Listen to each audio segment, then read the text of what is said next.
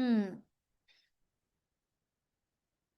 तो अब जी क्या होगा कि जब आप दूसरे इंसान को ये बात कह देती हैं कि आप हमारी लाइफ में इन्वॉल्व हों, और दूसरा इंसान आपके साथ में इंगेज होता है या आप उसके साथ में एक्स्ट्रा टाइम देना स्टार्ट कर देते हैं, तो उससे क्या होगा? आपके ऊपर स्ट्रेस आएगा, आपके ऊपर प्रेशर आएगा, क्योंकि अब वो टाइम पीरियड जिस काम के ऊपर करने वाला था वो तो गुजर गया।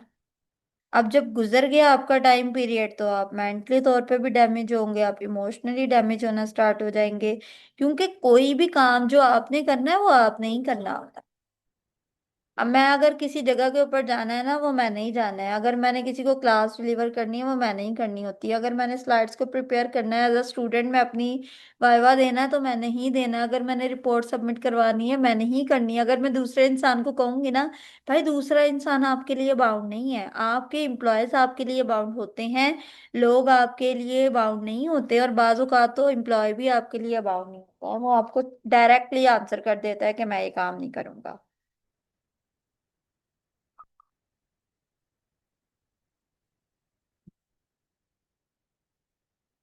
आवाज ही नहीं आ रही, आवाज क्यों नहीं आ रही है?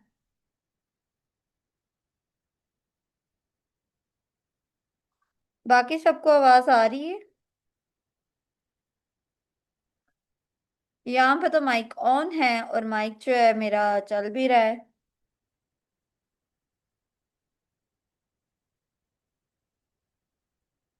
राशिद साहब, जावेद साहब, आप जरा ना अपना दोबारा से अपना कर लें कांटेक्ट, कनेक्ट करें।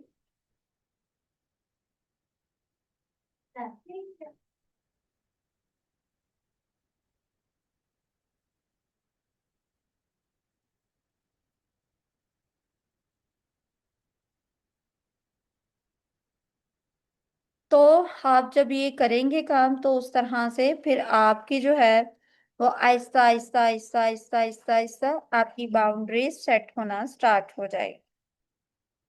अब एक चीज आती है कि हमने अपनी लाइफ में सारी चीजों को डिस्कस कर लिया, फिर इसके बाद आता है इंटेलेक्चुअल।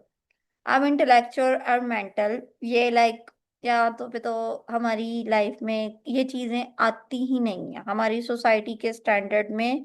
ये चीजें लाइक अगर हम ऐड भी करना पसंद करते हैं ना, तो हमें कह दिया जाएगा कि आपने ये क्या बात कह दी है, आपने ये क्या कहा है, आपको ऐसा नहीं कहना चाहिए था। इंटेलेक्चुअल और मेंटल ये कहती है कि अगर एक इंसान किसी बात को या किसी पॉइंट को कह रहा है, तो उसका डिफरेंट पर्सपेक्टिव हो सकता है, उसका डिफरेंट वे हो सकता है, उसको डिफरेंट आप वे में अंडरस्टैंड करने की कोशिश करते हैं। हर इंसान का विजडम, हर इंसान का इंटेलेक्चुअल लेवल, हर इंसान का आईक्यू लेवल, हर इंसान का इमोशनल लेवल डिफरेंट है। अगर किसी इंसान ने कोई बात कही, आपको वो बात समझ नहीं आई, आपने क्या किया कि आप उस इंसान को बातें सुनाने लग गए। क्या आपके ख्याल में वो इंसान आपसे रिस्पेक्ट करेगा? कभी भी नहीं करेगा। क्या वो आपकी वो कही हुई बात को वैल्यू दे देगा? वो नहीं देगा। अगर आप किसी इंसान की बात से डिनायल फेस है, मैं आपको कहती हूँ कि मुझे आपकी ये बात अच्छी नहीं लगी, या मैं आपको ये बात कह देती हूँ कि आपने जो बात कही है वो मेरे स्टैंडर्ड के अकॉर्डिंग नहीं है, तो डेफिनेटली फिर उसमें क्या होगा कि आप मुझसे आस्क कर सकते हैं डायरेक्ट वे में। आप मुझसे कहें कि आपने ये बात कही है, इसके पीछे क्या रीजनिंग है, क्या लॉजिक्स है, आपने किस पर्सपेक्टिव में ये बात कही है, हमें इसकी समझ नहीं लग रही है। जैसे ही आप ये बात कहेंगे, दूसरा इंसान अगर आपकी बात को अंडरस्टैंड करेगा और आपको फौरन से रिप्लाई बैक दे देगा। मिसकम्युनिकेशन, मिसगैप, दूसरे इंसान को ओवरवेल्म, अगर दूसरे इंसान को आप डिच करने की कोशिश करेंगे, तो उससे क्या होगा कि आपके रिलेशनशिप खराब हो जाता है। तो अगर तो एक होती है अधूरा इल्म। आपको पता है कि इस चीज से मना किया जाता है कि कभी भी आधी बात ना करें। आधी बात हमेशा शर पैदा कर देती है। एक हमें ना, अगर आप साइकोलॉजी की फील्ड में बहुत सारे ऐसे हमारी फील्ड में लोग हैं जो कहते हैं कि कभी भी किसी को मुकम्मल इल्म ना दो। तो कहते हैं आधी बात करें, आधी बात करने के बाद उस इंसान के लिए एक तजस्सुस पैदा कर दे अब आपने उसके लिए क्यूरियोसिटी को छोड़ दिया। वो इंसान उस क्यूरियोसिटी को जानने के लिए आपको अप्रोच करेगा, आपको बुरा भला कहेगा। उससे क्या होगी, कम्युनिकेशन स्टार्ट हो जाएगी। कम्युनिकेशन स्टार्ट हो जाएगी, आपकी रेटिंग, आपकी फॉलोइंग बढ़ती जाएगी। उसमें दूसरे लोग अपना पर्सपेक्टिव ऐड करना स्टार्ट करेंगे, और वो एक रायते की तरह बिखर जाएगा। और वो उस इंसान ने जिसने अधूरी बात को आपके दरमियान में वो किया इंगेज, बेसिकली वो उसकी प्रमोशन थी।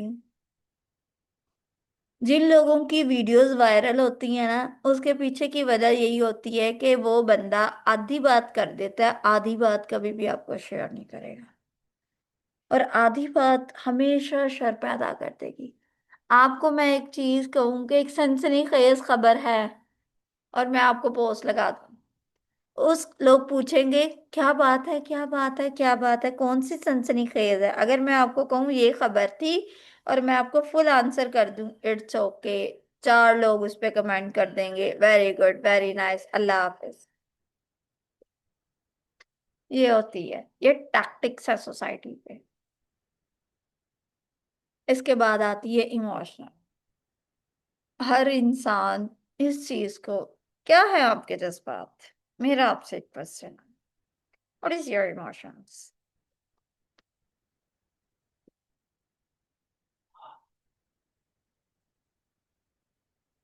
जी, क्या है आपके इमोशंस? किसी इंसान को कोई आइडिया है?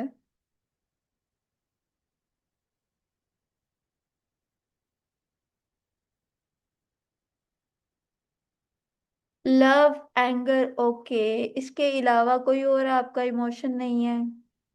फियर, ठीक है।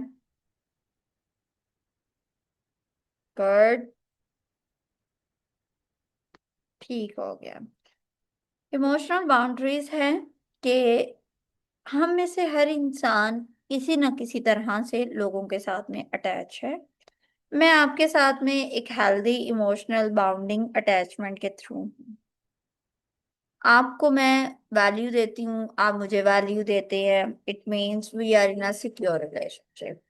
लेकिन अगर मैं आपको वैल्यू ना दूं, आप मेरे साथ में बदतमीजी करें, और या आप मुझे कहीं पे भी बदतमीज, एक लिमिट को क्रॉस कर दें, आप मुझे डैमेज करने की कोशिश करें, सेल्फ रिस्पेक्ट, मेरी सेल्फ एस्टीम को लो हो जाना, मैं उसको उसमें इन्वॉल्व होना स्टार्ट हो जाऊं, मैं आपके साथ में वर्बली तौर पे अब्यूजिव लैंग्वेज स्टार्ट कर दूं, उससे क्या होगा कि आप भी डैमेज, दूसरा इंसान भी डैमेज, आपकी लाइफ भी डैमेज।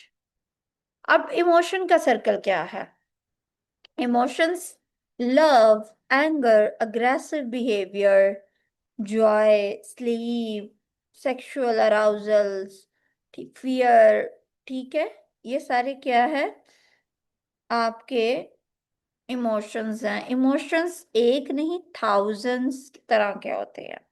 इसको थोड़ा सा अगर हम मिनिमाइज कर देते हैं तो हमारे 32 इमोशंस आ जाते हैं, और 32 इमोशंस के बाद अगर आप बहुत मिनिमाइज कर दोगे तो उसके बाद बेसिक्स इमोशंस में हमारे 8 इमोशंस आते हैं। अब ये इमोशनल बाउंड्रीज क्या है? इमोशनल बाउंड्रीज ये है कि मैं आपको रिस्पेक्ट देती हूँ, ठीक है। आपसे भी इस चीज की तवक्को की जाएगी कि आप भी मुझे रिस्पेक्ट दें। आप मुझे नहीं देते हैं, आपकी मर्जी है, लेकिन अगर आप मुझे कहीं पे भी डिच करने की कोशिश करते हैं, आपने मुझे टॉर्चर करने की कोशिश की, आपने वर्बली किया, साइकोलॉजिकली तौर पे किया, आपने टेलीकम्युनिकेशन के थ्रू किया, आपने मुझे क्या कहते हैं वॉइस ओवर के थ्रू किया, वो क्या थी, मैंने आपको बताया ही नहीं, मैंने आपके साथ में एक बाउंड्री सेट नहीं की है। हस्बैंड वाइफ अपने दरमियान में एक बाउंड्री नहीं सेट करती है। आप दूसरे इंसान को अवेलेबल है, अवेलेबल है, अवेलेबल है, आप लोगों ने दूसरे इंसान के साथ में बहुत सारी चीजें कर ली। अब उससे क्या होगा कि दूसरा इंसान आपके साथ में इमोशनली एक बैड रिलेशनशिप में, एक टॉक्सिक रिलेशनशिप में चला जाएगा। हम हमेशा दूसरे इंसान के साथ में, कुछ रिलेशनशिप बड़े बैड स्टार्ट होते हैं। मेरी मेरी दोस्तों के साथ में बहुत बुरी बुरी लड़ाइयाँ होती थी, आज वो 8 साल के बाद में मेरे साथ में बहुत अच्छी बाउंडिंग के साथ में, वाई? बिकॉज उन्होंने मुझे अंडरस्टैंड किया। उन्होंने मुझे मेरे किसी वे से, किसी एंगर से मेरी लाइफ में जरूर आए होंगे, लेकिन जब उन्होंने मुझे अंडरस्टैंड कर लिया, मैं उनके साथ में बड़ी अच्छी रही। उन्होंने मेरी पर्सनालिटी को जज किया, मेरी यानी कि देखा कि मैं किस तरह की हूँ, मेरे लेन देन के मामलात कैसे हैं, मैं उनकी लाइफ में कितना इन्वॉल्व होती हूँ। मैं लाइक किसी की फैमिली की पर्सनल लाइफ में बिल्कुल भी इन्वॉल्व नहीं होती। अगर कोई मेरा 8 साल पुराना दोस्त है ना, और मैं उससे कभी भी ये नहीं पूछती हूँ कि आपकी फैमिली में क्या है, क्या हो रहा है, और वो कभी भी मेरी पर्सनल लाइफ में शामिल नहीं होते। वो जिस चीज को देखते हैं वो सिर्फ उसी तक रहते हैं, और कभी भी उससे आगे नहीं आते हैं, क्योंकि मैंने कभी किसी इंसान को अलाउ ही नहीं किया। जितना जरूरी है उतना दिखाओ। जहां पे आपको लगता है लाइक ये आपकी फैमिली के बाउंडिंग है, वहां पे आप दूसरे इंसान को बिल्कुल भी अलाउ नहीं करते। इमोशनल अटैचमेंट की, इमोशनल 4 तरह के होते हैं। एक होता है रिलेशनशिप, आप हेल्दी रिलेशनशिप है। एक दूसरा है टॉक्सिक रिलेशनशिप है। एक डिटैचमेंट है। और लाइक एक होता है जिसमें हम दूसरे इंसान के साथ में कभी अटैच हो गए, कभी नहीं हुए, डिसऑर्गेनाइज्ड होता है। जिसमें हम कभी किसी के साथ में अटैच होते हैं, कभी किसी के डिटैच हो जाते हैं, कभी दूसरे इंसान के साथ में। एक बड़ा एक होता है टॉक्सिक। एक तो मैं आपको, तुमने मुझे कॉल नहीं की, मैंने तुम्हें कहा था, तुमने मेरा कॉल नहीं रिसीव कर रही हो, तुम मुझे बात नहीं सुनती हो, तुमने मुझे टाइम नहीं दिया है, मैं तुम्हें कह रही थी तुमने वहां नहीं जाना है। आप दूसरे इंसान को किस तरह से कंट्रोल करते हो? वो तब होता है जब आप दूसरे इंसान को दे दे के थक जाते हो, और दूसरा इंसान उसका यूज टू हो जाता है। हम कभी भी किसी इंसान को इतना अलाउ ही ना करें, तो दूसरा इंसान आपकी लाइफ में कैसे शामिल हो गया? जी। यहाँ तक किसी का कोई क्वेश्चन है तो वो पूछ सकता है, और अब मैं कोशिश करूंगी इसको जितनी जल्दी वाइंड अप करने की। हमारे एहसास, जज्बात, फीलिंग्स। आपके ख्याल में लोग बाउंड्रीज को क्यों नहीं फॉलो करते हैं? मैं इसको नहीं पढ़ूंगी अब, मैं लाइक जल्दी जल्दी ना इसको क्लोज करने की कोशिश करेंगे, क्योंकि 10 तक मैंने जो है इसको क्लोज करना है। आपके ख्याल में लोग आपकी बाउंड्रीज को क्यों नहीं फॉलो करते हैं? क्योंकि दूसरा इंसान को कभी बताया नहीं गया कि बेटा बाउंड्री क्या है। दूसरे इंसान को इस बात का डर होता है, अगर मैं किसी के साथ में बाउंड्री क्रिएट कर ली, कहीं ये मुझे खत्म ना हो जाए, कहीं मैं इस रिलेशनशिप को और अच्छे से ना चला सकूंगी। अगर मैंने इसको मना किया तो कहीं ये मुझसे नाराज ना हो जाए। पीपल प्लीजिंग कुछ इंसान की पर्सनालिटी की ट्रेट्स होती हैं। हर इंसान की पर्सनालिटी डिफरेंट है। कुछ लोगों की पर्सनालिटी होती है दूसरे इंसान के अंदर घुस जाओ, उसकी पर्सनल लाइफ में घुस जाओ, उसकी फाइनेंशियल लाइफ में घुसने की कोशिश करो, उसके, अगर मैं कहती हूँ अगर कोई इंसान आपको अपना मोबाइल देता है ना, तो आपको चाहिए कि आप उसी पिक को देखो जिस पिक को आपको देखने के लिए कहा गया है। लेकिन हमारी आदत होती है हम 4 पिक्स आगे चले जाते हैं। हाँ, अगर आपका रिलेशनशिप इतना मजबूत है, या आप उसके साथ में इतना फ्रेंडली हो, तो आप ठीक है, इट्स ओके है। लेकिन अगर आप उसके साथ में इतना फ्रेंडली नहीं हो, तो आपने उस इंसान के साथ में बिल्कुल भी नहीं करना। एक चीज है, हमारी सोसाइटी ने क्या कभी बाउंड्री को सेट किया? हमारे यहाँ कभी बाउंड्री को सेट करना जरूरी नहीं समझा जाता। हमारे यहाँ अगर बाउंड्री को सेट करने की बात कर दी जाए तो हम कहते हैं यार, क्या बात कर दी है तुमने, क्या तुमने कह दिया है, ऐसा भी होता है, ऐसा तो नहीं होना चाहिए। और दूसरा होता है हमारे पास्ट एक्सपीरियंसेस। हमारी लाइफ में अगर किसी इंसान ने कोई अच्छा काम नहीं किया, या हमारी लाइफ में किसी इंसान ने हमारे साथ में अच्छा नहीं रहा, या हमने किसी इंसान के साथ में बड़े अच्छे ताल्लुकात बनाए हैं, अब दूसरा इंसान से उसी तरह का हमारे साथ में रिलेशनशिप बनाता है, तो हम उसको भी इम्पोज करना स्टार्ट कर देते हैं। हम समझते हैं दूसरा इंसान भी सेम ऐसा ही होगा। Everyone not same, situation same नहीं होती, हालात सेम नहीं होते, टाइम सेम नहीं होता, हर बात हर टाइम के ऊपर कहने वाली नहीं होती है। अगर आप किसी को, बुरी बात है, रात का टाइम पीरियड है, रात का टाइम पीरियड रेस्ट करने का टाइम पीरियड है, आप उस टाइम पे दूसरे इंसान को डिस्टर्ब करने वाली बात करते, आप तो बात करके चले गए, उस इंसान में इतनी हेल्दी इस चीज को अंडरस्टैंड करने की मेच्योरिटी नहीं थी, अब उस बंदे की सारी रात खराब हो गई। क्या हम किसी को कोई बात करते हुए उस इंसान के इमोशंस, उस इंसान का मूड, उस इंसान की फीलिंग्स पूछते हैं? क्या हमने किसी इंसान को ये बात पूछी है, क्या हम आपसे कोई बात कह सकते हैं, क्या आप हमें इस चीज के लिए अलाउ करेंगे, क्या हम आपका टाइम ले सकते हैं? नो। हम दूसरे इंसान को मैसेज करते हैं, कॉल्स पे कॉल्स करना स्टार्ट कर देते हैं। मुझे अपना वो टाइम पीरियड अभी भी याद है कि जब मुझे लोग रात को 2-2 बजे कॉल्स करते होते थे। अब तो खुदा का शुक्र है कि मेरा एक क्लाइंट था, उसने मुझे बताया कि मैम, आप ना इस तरह से सेटिंग करें, कोई साइलेंट आपकी कॉल आएगी। अगर कोई इंसान टोटली न्यू है, वो आपको व्हाट्सएप पे अप्रोच करता है, आपको उसकी कॉल नहीं आएगी, सिर्फ एक रिंग टून भी नहीं होगी, सिर्फ एक नोटिफिकेशन आपके पास आएगा, वो भी तब आएगा जब आप व्हाट्सएप को ऑन करेंगे। फिर मेरी जान छूटी। अदरवाइज मैं रात को सो रही होती थी और मेरा मोबाइल टां टां टां टां टां टां कर रहा।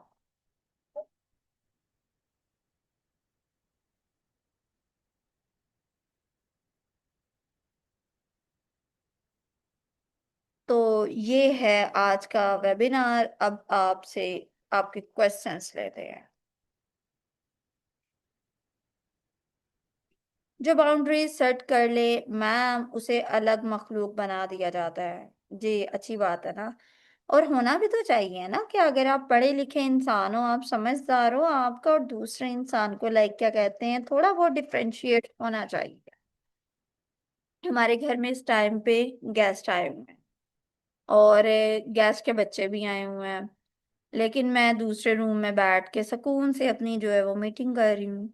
मेरी फैमिली का कोई मेंबर नहीं आके मुझे डिस्टर्ब करेगा, मेरा कोई कजन नहीं आएगा, मेरे घर का कोई बच्चा नहीं आएगा इस रूम में।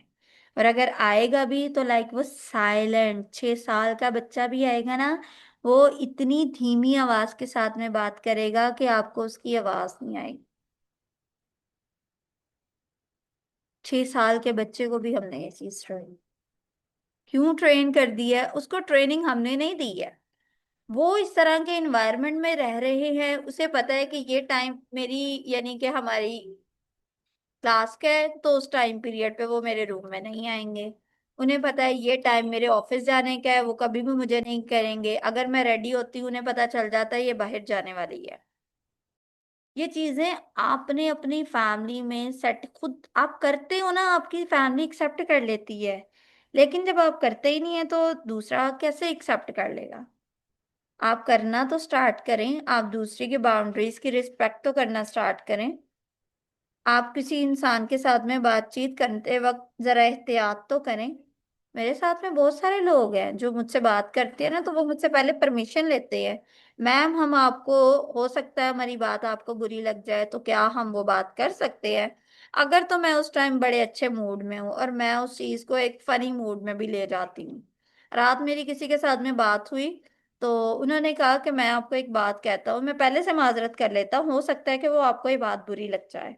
अगर आप मुझे अलाउ करेंगे तो मैं आपको बात कहूंगा, और अदरवाइज मैं आपको नहीं कहूंगा। तो मैंने कहा ठीक है, इट्स ओके, आप मेरे साथ वो बात कर लें। तो उसने जब बात की, मैं आगे से हंसने लग गई। और मुझे सच में उसकी वो बात बुरी भी नहीं लगी, बिकॉज उसने मुझसे पूछ के की थी। तो ये होती है एक हेल्थी रिलेशनशिप की निशान। चलें, अब आप अपने क्वेश्चन करें।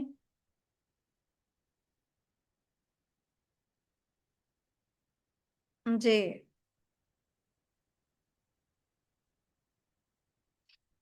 किसी का कोई क्वेश्चन है आज के वेबिनार, आज के टॉपिक के हवाले से?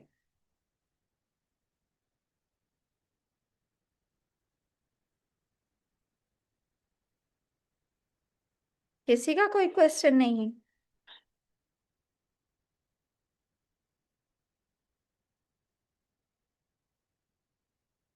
हाँ जी, किसी का कोई सवाल नहीं है?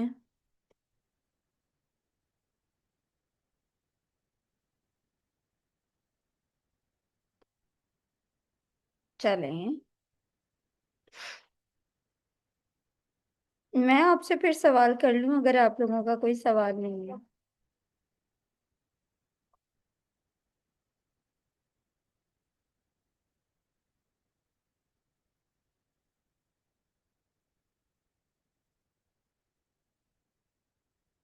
Okay members.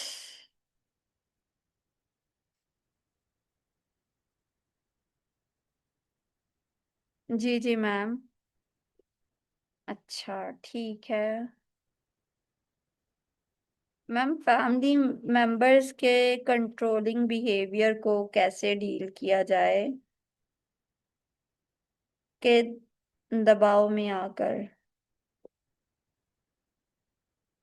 आपके फैमिली मेंबर का कंट्रोलिंग बिहेवियर। अच्छा, कंट्रोलिंग बिहेवियर उन लोगों का होता है जो लोग खुद इंटरनली इनसिक्योर होते हैं। जैसे हस्बैंड है वो अपनी वाइफ को कंट्रोल करने की कोशिश करता है। माँ अपने बच्चों को कंट्रोल करने की कोशिश करती है। इन लॉज अपनी बहू रानी को कंट्रोल करने की कोशिश करते हैं। और आप क्यों कर रहे हैं? बिकॉज आपको लगता है ना कि मेरी स्टैंडर्ड अच्छे नहीं है। आपको एक फियर होता है, आपको इस बात का डर होता है कि अगर मैंने इसको कंट्रोल नहीं किया तो शायद ही अपनी मर्जी करेगा और वो मर्जियां करेगा जो मेरे अकॉर्डिंग एक्सेप्टेबल ही नहीं है। देखें, आपकी पर्सनल इनसिक्योरिटीज आपके रिलेशनशिप को हमेशा खराब कर देगी। हम कभी भी किसी इंसान को कैद नहीं कर सकते हैं, किसी भी तरह से कंट्रोल ही नहीं कर सकते हैं। अगर मेरा बच्चा बाहर जाना चाहता है, मैं अपने बच्चे को कह देती हूँ बेटा आपने बाहर नहीं जाना है। मैंने उसको क्या किया? इम्पोज किया है। अगर मैं अपने बच्चे को कहूँ बेटा ये बाहर जाने का टाइम नहीं है, मैंने उसको रीजन दे दिया है। अब रीजन दे दिया, मेरा बच्चा अंडरस्टैंड कर जाएगा। मेरे बच्चे को पता चल जाएगा कि this is not appropriate time बाइट जाने के लिए, तो वो रुक जाएगा। इम्पोज करने से वो बगावत करेगा, वो जिद्दी हो जाएगा। हमने हमेशा अपनी नीड डिफाइन करनी होती है, लेकिन हम डिफाइन करते हैं अपने विश को। जब हम अपने विश का इजहार करते हैं तो आपकी सारी विशेस मुकम्मल हो जाएं तो ये मुकम्मल ही नहीं है। अब मुझे जरूरत है कि मैं ब्रेक ले लूं, मुझे जरूरत है मैं पानी पी लूं। मैं आपको कहूंगी कि मुझे प्यास लगी है, मुझे पानी दे दे। अगर मैं ये आपको कहूँ मुझे पानी ला के दें, इसका मतलब कि मैं आपके ऊपर इम्पोज कर रही हूँ ना। अब दूसरा इंसान आपको पानी दे ना दे उसकी मर्जी है, आप किसी को रोक तो नहीं ना सकते हैं। वो आपको आगे से जवाब दे देगा, घर वाले कह देते हैं ना उठ के खुद पी लो। आपने उसको नीड नहीं ना बताई, आपने उसके ऊपर इम्पोज किया है। तो हमेशा कभी भी जब आप इस तरह से करेंगे ना, और जो लोग आपको कंट्रोल करने की कोशिश कर रहे होते हैं, आप वहां पे दूसरे इंसान को बताना स्टार्ट करें कि ये हमारी बाउंड्री है। आप दूसरे इंसान को बताएंगे, आप दूसरे इंसान को डिफाइन करेंगे। आपने दूसरे इंसान के कंट्रोल में नहीं जाना। एक मिनट जरा, मैं ना 2 मिनट रुक, 1 मिनट रुक जाए, मैं पानी पी लूं।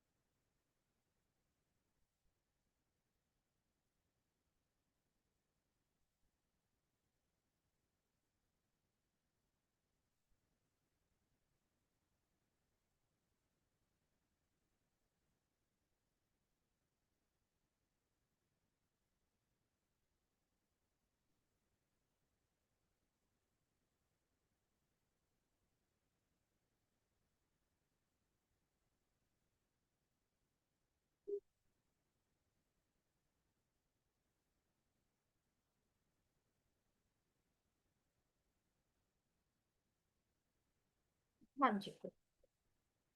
तो ये चीज होती है, अगर आप इस तरह से लोगों को डील करेंगे ना तो आपकी फैमिली जो है ना वो आपको कंट्रोल नहीं करेगी।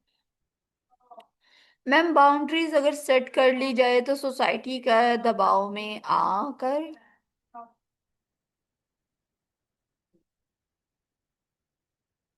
सेट कर ली जाए तो सोसाइटी का दबाव में आकर,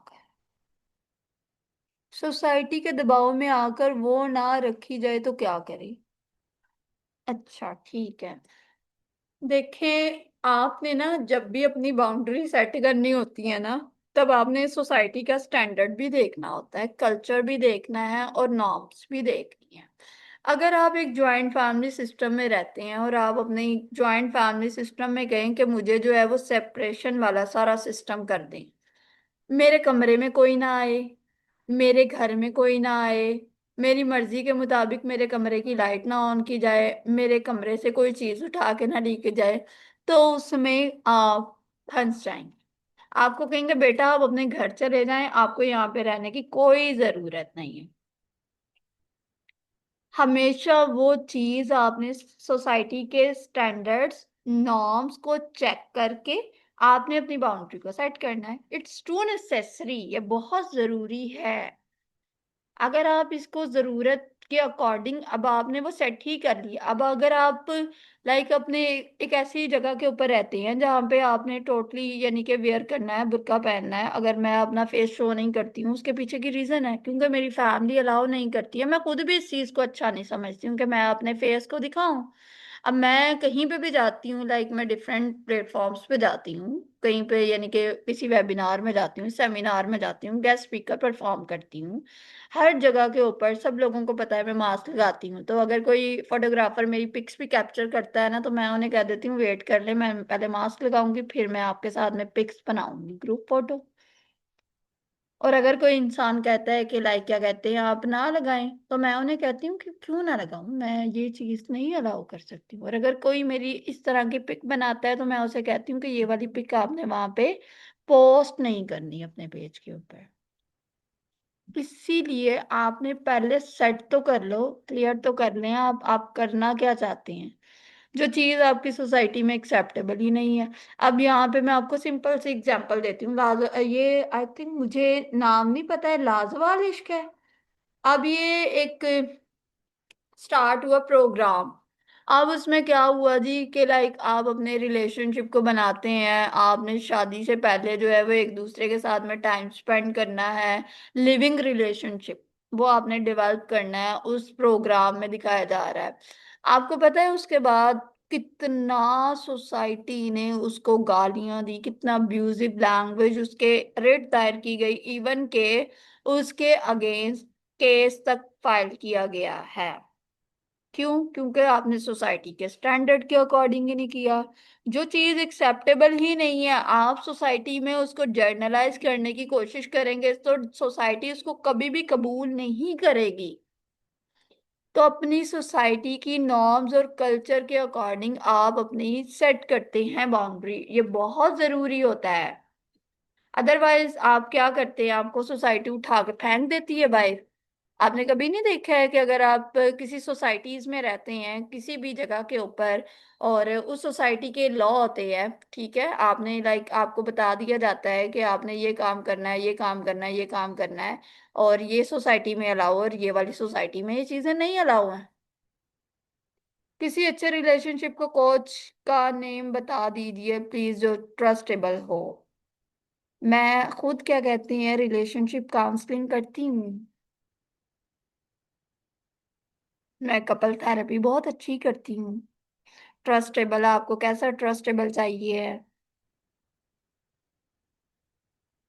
मैम बाउंड्रीज और काम, बोलने वाले इंसान को सोसाइटी में एटीट्यूड, खड़ूस और गुस्से वाला क्यों समझा जाता है? ठीक है, खड़ूस तब समझते हैं लोग जब आप उस टाइम पे आपको वे ऑफ कम्युनिकेट ना करना आता हो।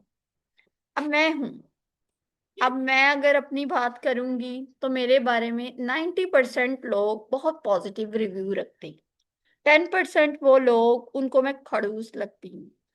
उनको क्यों खड़ूस लगती हूँ? क्योंकि वो सोसाइटी के नॉर्म्स, रूल्स, बाउंड्रीज को फॉलो नहीं करना चाहते हैं। अब अगर कोई फॉलो नहीं करना चाहेगा, सो डेफिनेटली उसको आप बुरे लगोगे। अगर आप किसी इंसान को बुरे लगते हो तो उससे आपको कोई फर्क नहीं पड़ना चाहिए, बिकॉज आप खुद को ज्यादा बेहतर जानती हैं कि आप कौन हैं। मुझे पता है मेरे अंदर क्या खराबी है, मैं जानती हूँ मेरे अंदर क्या फ्लॉ है। मैं जानती हूँ कि लाइक मैं अग्रेसिव हो जाती हूँ, मैं जानती हूँ कि सम टाइम मैं क्या कहते हैं आउट ऑफ द वे चली जाती हूँ, लेकिन जब मुझे इजहार होता है इस बात का कि लाइक मैं किसी भी इंसान के साथ में कोई गलत काम कर जाऊँ ना, और मुझे इस बात का एहसास हो जाए कि यहाँ मैंने गलत किया, मैं विदाउट एनी हेजिटेशन दूसरे इंसान से मुआफी मांग लेती हूँ। ये होता है कि लाइक, और दूसरा मैं लेट गो भी कर देती हूँ। अगर किसी इंसान ने मेरे साथ में कोई गलत काम किया है, मैं उसको लेट गो कर दूंगी, आगे मूव ऑन कर जाऊंगी।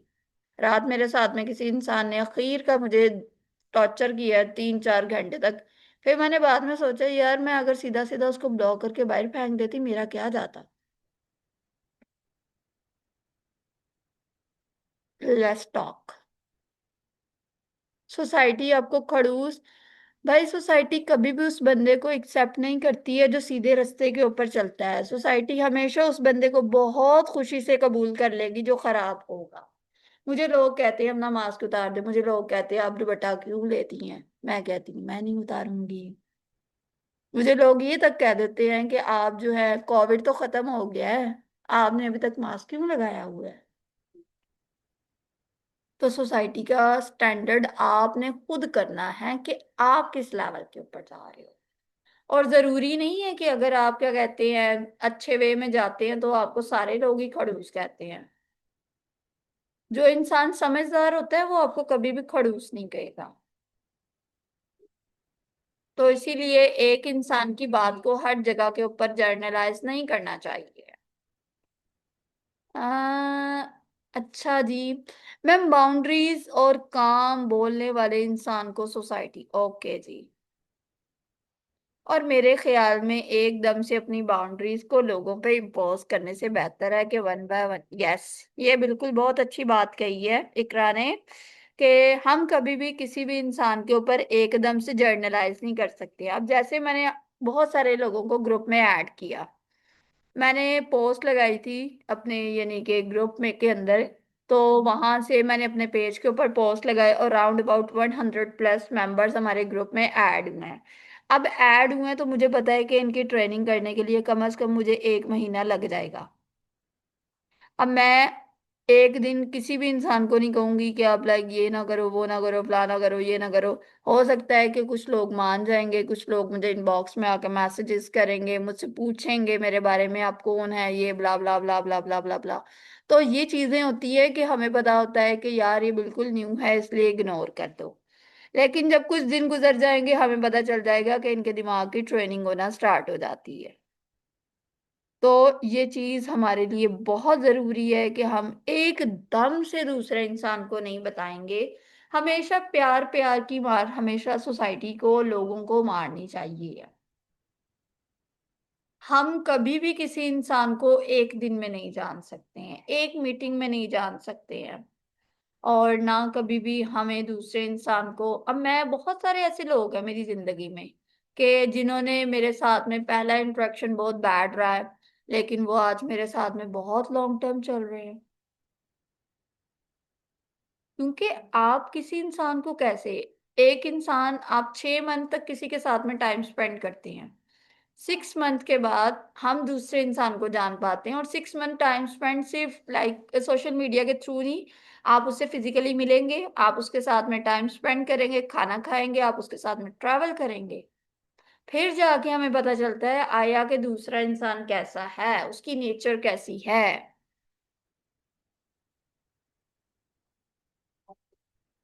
बेहतरीन क्लास थी। ओके जी, ठीक है। आप लोगों के रिव्यू की हमें बहुत ज्यादा जरूरत है। आपने जो चीजें लर्न की हैं, अब ये ग्रुप ओपन हो जाएगा अभी 45 मिनट में, बल्कि अभी ओपन हो जाएगा। तो आपने अपने फीडबैक को हमारे गूगल के ऊपर रिव्यू करना है कि आपने आज के वेबिनार से क्या सीखा है। आप इसकी स्लाइड की पिक वगैरह भी लेके शेयर कर सकते हैं अगर आप इस मीटिंग में मौजूद थे और आपने वहां पे उसको लाइक गूगल के ऊपर रिव्यू देंगे तो वो हमारे लिए बहुत एक बेस्ट ऑप्शन। बाकी मैंने कोशिश की है आपको एक बेस्ट वे में डिलीवर करने की। होप फॉर द बेस्ट कि आपको चीजें अंडरस्टैंड में आई होंगी। और अपनी और मुझे इकरा को बहुत सारी दुआओं में याद रखिएगा and thank you so very much Iqra. अब आप क्या कहना चाहोगी? Thank you so very very much ma'am, सबसे पहले आपका कि आपने हमेशा की तरह इतना अच्छा हमें डिलीवर किया। आपने अपने इंसाइट से, अपने पर्सनल एक्सपीरियंसेस से हमें हमारे साथ में शेयर किया। मुझे आपकी ये बात सबसे अच्छी लगती है कि आप अपने पर्सनल एक्सपीरियंसेस से हमारे साथ में शेयर करती हैं। ये इमोशनल मिररिंग होती है। जी, इससे हमें बहुत कुछ सीखने को मिलता है, बहुत ज़्यादा। आज में मुझे बहुत ज़्यादा चीज़ें सीखने को मिली और मुझे यकीन है कि हमारे बाकी मेंबर्स को भी बहुत कुछ सीखने को मिला होगा। Thank you so much all the members जो हमारे साथ अब तक जुड़े रहे। 2 घंटे गुजर चुके हैं और आप अभी भी हमारे साथ हैं और हमें सुन रहे हैं। Thank you so very much. जज़ाकल्लाह, आपका भी बहुत बहुत शुक्रिया। जाकला मैम, ये मेरा फर्स्ट टाइम था और बहुत अच्छा गुजर गया। मेरी उम्मीद से बहुत बेहतर। इंशाल्लाह आगे भी बहुत अच्छा जाएगा। चलें जी, इजाजत दें हमें। और आप लोगों के जो फीडबैक्स हैं,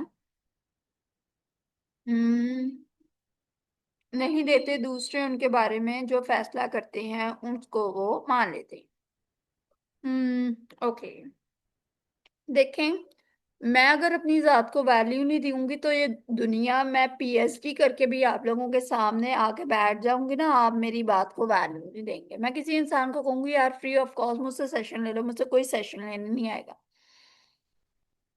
क्योंकि मैंने अपनी जात को, अपने स्किल को, अपनी नॉलेज को वैल्यू ही नहीं दी है, तो आपको सोसाइटी कैसे वैल्यू देगी?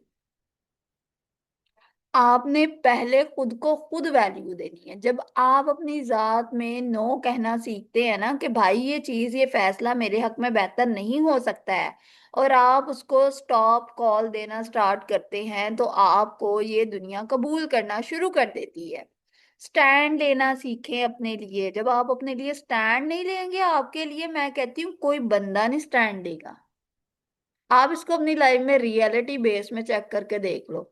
आप बोलो ना, आप कहो ना अम्मा मैंने कुछ खाना है, आपकी माँ जो बचा कुचा होगा वो आपको दे देगी। हो सकता है माँ ना ऐसा करे, लेकिन बाकी आपके फैमिली मेंबर आपके साथ में ऐसा करेंगे। यार इसको कौन सा जरूरत है? आपने देखा नहीं, हमारे जो बाप होता है, हमारा बाप सारे घर वालों को लेके सब कुछ दे रहा होता है, लेकिन हमारा बाप अपने लिए कुछ नहीं लेता है। क्योंकि वो इस चीज को समझता है नहीं। वो कहते हैं नहीं, दूसरों का पूरा हो जाए, दूसरों का पूरा हो जाए। दूसरों का पूरा होते होते हमारा बाप जिन्हीं तौर पे क्या कहते हैं, माजूर हो जाता है। इसीलिए पहले अपनी जात, बाद में ये दुनिया, बाद में अपने, बाद में रिश्ते, बाद में माँ बाप, बाद में शौहर, बाद में बच्चा। पहले खुद। और ये चीज गलत भी नहीं।